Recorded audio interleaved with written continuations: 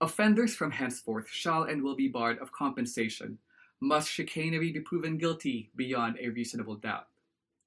I have no idea what I just said. If you've ever encountered such confusing legal language before, then you've been exposed to modals, words like shall, will, and can, words that can be interpreted in many different ways. For example, you can sing could mean you are capable of singing, you are allowed to sing, or that singing is one of your possible options, as in, you can sing in tomorrow's talent show. You must be very nice could mean you need to be nice. It could also mean you're probably not nice at all. Now, policymakers love modals the same way sharks love blood. So if we end up with policies with more than one meaning, then we have a problem. I investigate how linguistic and social factors influence the way we make sense of these words. It turns out that even if we have different interpretations, we pay more attention to how strict modals sound. So if we read a policy that says, you may take the medication, we think to ourselves, well, they said you may.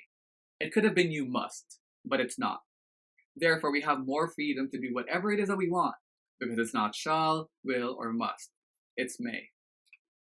With my findings, I was able to devise a pyramid. At the base, you'll find the more lenient modals. Now, these modals become stricter as you climb towards the top. I then used this modal scale to uncover how various communities are addressing today's most pressing issues, including the opioid crisis. Take, for example, this 1994 California policy that says a physician assistant may not administer opioids. 23 years later, the policy was amended to read as a physician assistant shall not administer opioids. Now, I don't know about you, but they sound the same to me. I mean, imagine spending taxpayers' money just to change one word. Clearly, the nature of the crisis at the time encouraged California policymakers to minimize what is already a small space for interpretation. It shows that they value these words that we often ignore. Using this scale, I can compare how opioid policies are framed in states with low overdose rates from those with higher rates. The scale also allows us to streamline policy analysis, score the restrictiveness of policies, and identify which concerns are urgent.